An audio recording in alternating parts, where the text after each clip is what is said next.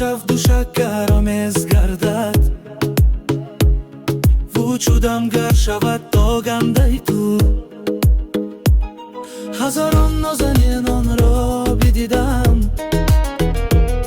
ولی مثل تو زیبا را ندیدم. چه دگمایم چشم و لب یا ابر مواند، نخواستم مایم اما کفیدم.